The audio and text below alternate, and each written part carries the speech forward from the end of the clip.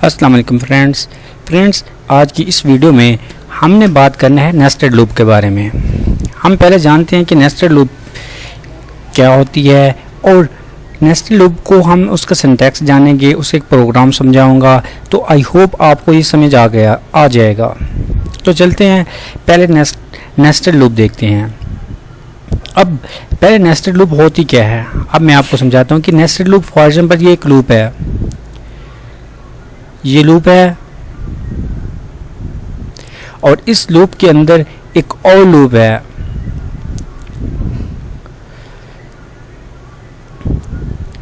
ये लूप है, ठीक है।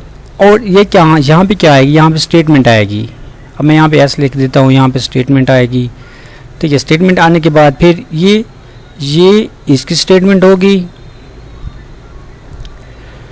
और ये स्टेटमेंट जो होगी ना यहाँ पर, वो इसकी होगी, ये स्टेटमेंट। अब मैं आपको यहाँ पे समझाता हूँ। ये यहाँ पे देखिए, while loop for syntax for while nested loop. अब नेस्टेड क्या है, नेस्टेड में ये होता है कि एक लूप के अंदर एक और लूप हो, तो उसे हम नेस्टेड लूप कहते हैं। अब यहाँ पे देखिए, ये वाइल लूप है और यहाँ पे एक्सप्रेशंस है। अब यहाँ पे एक्सप्रेशन भी हो सकते हैं और कंडीशन भी हो सकती है। और ये देखो, ये है एक लूप है और यहाँ पर एक और लूप है और यहाँ पे उसका एक्सप्रेशंस है। एक्सप्रेशन भी कह सकते हो आप, कंडीशन भी कह सकते हैं। और यहाँ पे उसकी स्टेटमेंट है। ये स्टेटमेंट किस चीज़ की है, इसकी है। और ये जो स्टेटमेंट है वो इस लूप की है। अब जैसे हम रन करेंगे तो क्या करेगा, पहले वो यहाँ से ये एग्जीक्यूट होगा, फिर इस कंडीशन को चेक करेगा, यहाँ पर एक्सप्रेशन को चेक करेगा कि एक्सप्रेशन क्या है। अगर एक्सप्रेशन ट्रू होगा तो फिर ये लूप अंदर वाली जो है ना, ये क्या होगी, एग्जीक्यूट होगी। फिर उसके बाद वो क्या करेगा, वो उसके बाद ये एक्सप्रेशन चेक करेगा क्या ये ठीक है। अगर वो ठीक है तो यहाँ ये स्टेटमेंट एग्जीक्यूट होगी। अगर नहीं ठीक तो वो यहाँ से टर्मिनेट होके क्या करेगी, इस कंडीशन को, इस स्टेटमेंट को एग्जीक्यूट करेगा, ठीक है। और इसके बाद जब फिर वो जाएगा, यहाँ से जाएगा फिर इस एक्सप्रेशन के पास, वो चेक करेगा कि ये कंडीशन ट्रू है तो फिर यहाँ पे आएगा। अदरवाइज क्या करेगा, वो यहाँ से लेकर वो टर्मिनेट हो जाएगा, यहाँ पे आ जाएगा। जो यहाँ पे कोड होगा ना, वो एग्जीक्यूट होना शुरू हो जाएगा, ठीक है। तो आई होप आपको यहाँ पे समझ आ गई है, ठीक है। अब मैं क्या करता हूँ, अब मैं ना थोड़ा सा ना आगे आपको समझाता हूँ। ये देखिए, ये मैंने एक प्रोग्राम लिखा है, ठीक है। प्रोग्राम लिखने के बाद मैंने क्या किया, मैंने एक वाइल लूप ली। यहाँ पर मैंने आई की वैल्यू क्या लिखी थी, 1।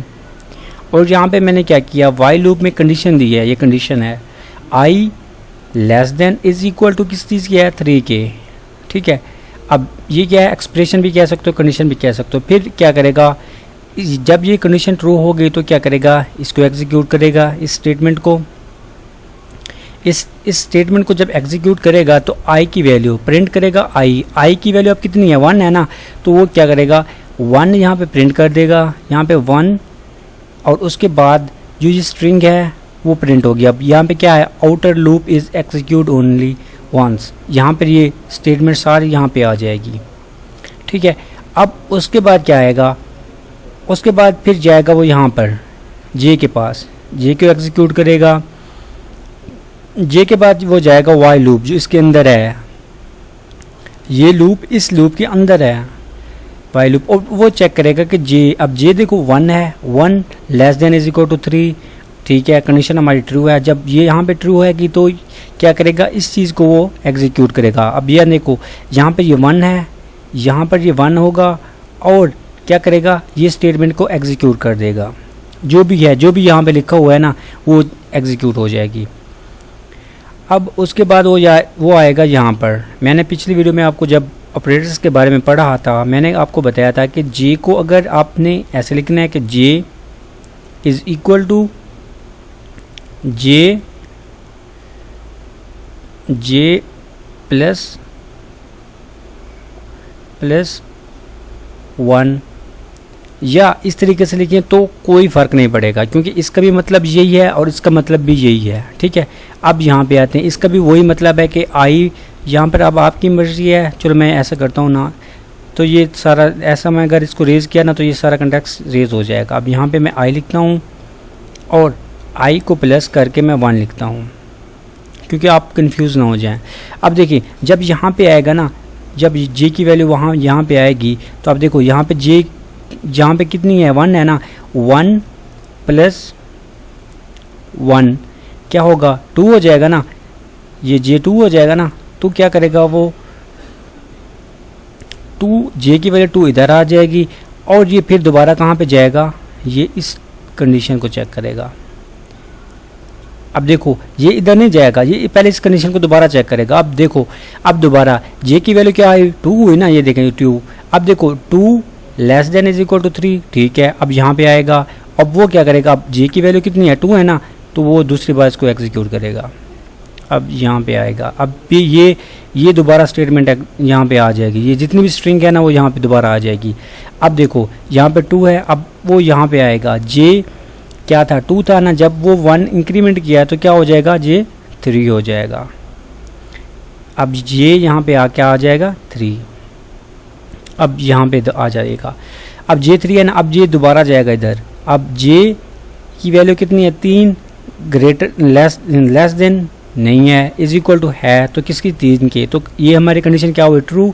जब ये कंडीशन ट्रू होगी तो क्या करेगा, फिर दोबारा प्रिंट वाले स्टेटमेंट को एग्जीक्यूट करेगा। आप देखो जे की वैल्यू कितनी है 3 है ना, तो ये तीसरी बार भी एग्जीक्यूट हो जाएगा और ये दोबारा क्या आएगा, वही स्ट्रिंग आ जाएगी। अब इसके बाद अब देखो ये दोबारा जाएगा, अब ये 3 है ना, 3 + वो जब 1 होगा तो ये क्या हो जाएगी, जे की वैल्यू कितनी हो जाएगी 4, ये जे की वैल्यू 4। अब यह इस बात को समझिएगा, अब जब जे की वैल्यू 4 होगी तो वो जाएगा दोबारा कंडीशन चेक करेगा।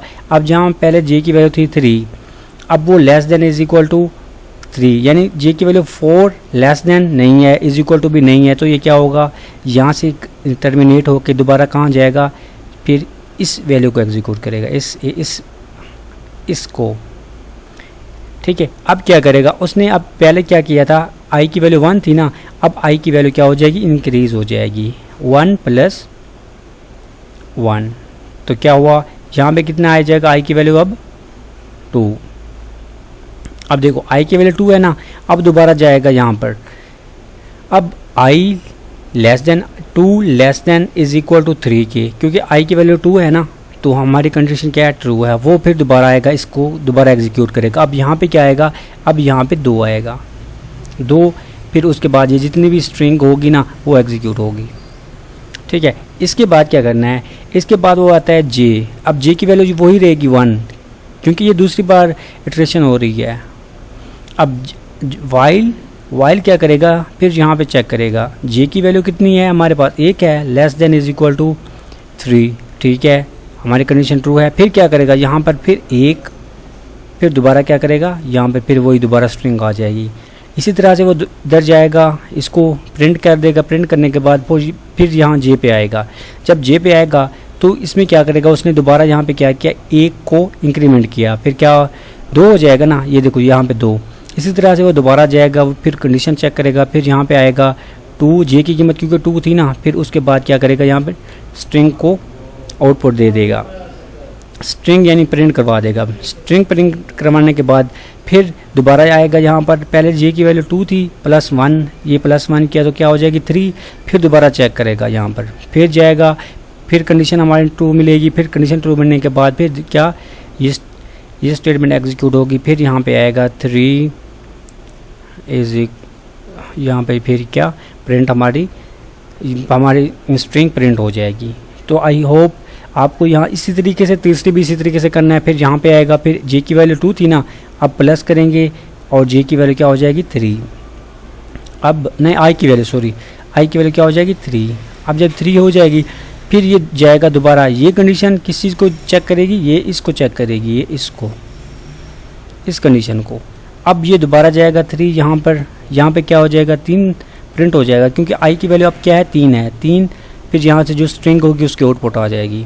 अब दोबारा यहाँ पे आएगा आई की जे की इज इक्वल टू 1। अब देखो यहाँ पे फिर आएगा, फिर ये कंडीशन चेक करेगा। फिर कंडीशन चेक करने के बाद वो अगर हमें कंडीशन ट्रू मिलेगी, क्योंकि हमें आई जो है जे है ना हमारा 1 है, 1 less than is equal to 3 के, ठीक है, कंडीशन ट्रू है। फिर क्या करेगा, यहाँ पे प्रिंट करवा देगा। फिर इसी तरीके से यहाँ पर फिर मैं इधर लिख देता हूँ, फिर एक आएगा, फिर उसके बाद जो स्ट्रिंग होगी उसको प्रिंट करवा देगा। फिर आ जाएगा यहाँ पर नीचे, ये हमारी प्रिंट एग्जीक्यूट हो गई। फिर जाएगा यहाँ पर, फिर क्या करेगा j+1, यानी जे की जो वैल्यू है उसमें एक प्लस कर देगा। तो क्या हो जाएगी, जे की वैल्यू 2 हो जाएगी ना। 2 होने के बाद फिर ये जाएगा दोबारा ऊपर कंडीशन चेक करेगा, यानी जे की वैल्यू 2 है, 2 less than is equal to 3 के, ठीक है, ट्रू है। अब दोबारा यहाँ पे आएगा, प्रिंट स्टेटमेंट को एग्जीक्यूट करेगा। अब यहाँ पे क्या लिखेगा, 2 लिख के ना फिर जो स्ट्रिंग होगी उसको प्रिंट करवा देगा। उसके बाद क्या करेगा, यहाँ पर जे की वैल्यू क्या है 2 थी ना, अब +1 किया तो 3 हो जाएगी ना। फिर जाएगा यहाँ पर, फिर क्या कहता है वो j3 less than is equal to 3 के, कंडीशन ट्रू है क्योंकि लेस देन नहीं है लेकिन ट्रू ये इज इक्वल टू है, क्योंकि यहाँ पे 2 कंडीशंस है ना। अब उसके बाद क्या करेगा, यहाँ पर प्रिंट करवा देगा जे की वैल्यू कितनी है 3, तो यहाँ पे क्या हो जाएगी, जे की वैल्यू 3 प्रिंट हो जाएगी। अब यहाँ पे क्या हो जाएगा, हमारा जो ये है स्ट्रिंग है वो यहाँ पे प्रिंट हो जाएगा। इसी तरीके से जब उसके बाद फिर यहाँ पे आएगा j is equal to j+1। अब 1 जब प्लस करेंगे तो क्या हो जाएगी, जे की वैल्यू 3 थी तो क्या हो जाएगी 4। अब यहाँ पे दोबारा जाएगा, अब वो चेक करेगा यहाँ पर कि 4 लेस देन भी नहीं है ना इज इक्वल टू है, तो क्या हो जाएगी, हमारी कंडीशन टर्मिनेट हो जाएगी। फिर वो यहाँ से क्या करेगा, इधर आ जाएगा इस पे ऊपर जो ये है ना, यहाँ पे इसको एग्जीक्यूट कर देगा। इसको एग्जीक्यूट करने के बाद पहले यहाँ क्या थी, यहाँ पे 3 थी ना, 3 प्लस क्या करेगा 1। अब देखें ये 4 आ गया, ये 4 आ गया ना। अब 4 जब आ गया ना यहाँ पर, तो ये दोबारा कहाँ जाएगा, यहाँ से फिर यहाँ इस कंडीशन को चेक करेगा। अब देखो 4 ना लेस देन है ना इज इक्वल टू है, तो इसका क्या मतलब है, यह हमारी कंडीशन फॉल्स है। जब फॉल्स होगी तो क्या करेगा, यहाँ से फिर आगे जो इसके बाद इसकी बॉडी, ये वाइल की बॉडी के बाद जो कोड आएगा ना उसको एग्जीक्यूट करेगा। तो आई होप आपको समझ आ गई होगी कि नेस्टेड लूप किस तरह से काम करती है। तो नेक्स्ट वीडियो में मैं आपको एक प्रोग्राम बना के दिखाऊंगा। वो प्रोग्राम कुछ एडवांस किस्म का होगा कि उसमें फॉर एग्जांपल अगर मैंने करना है कि मैं कहता हूँ कि ये स्टार प्रिंट करवाना है, हमने पहले 1 स्टार प्रिंट होगा, फिर मैं कहता हूँ दूसरी रो में 2 स्टार प्रिंट हो, फिर मैं कहता हूँ तीसरी रो में 3 स्टार प्रिंट हो, फिर मैं कहता हूँ चौथी रो में ना 4 स्टार प्रिंट हो। तो इसी तरह से मतलब आप कुछ भी करवा सकते हैं, यानी 3, 4, 5। तो इसी तरह से हमने क्या करना है, ये प्रोग्राम बनाना है। तो नेक्स्ट वीडियो में आते हैं और चलते हैं स्टार प्रिंटिंग के बारे में। अभी के लिए यहाँ तक इतना ही काफ़ी है। अगर आप मेरे चैनल पर नए हैं तो लाइक करें, सब्सक्राइब करें, बेल आइकन को दबाना ना भूलिएगा और मेरे साथ जुड़े रहिए, इंशाल्लाह आपको बहुत फ़ायदा होगा। अभी के लिए यहाँ तक काफ़ी है। Thank you so much, thanks for watching, God bless you.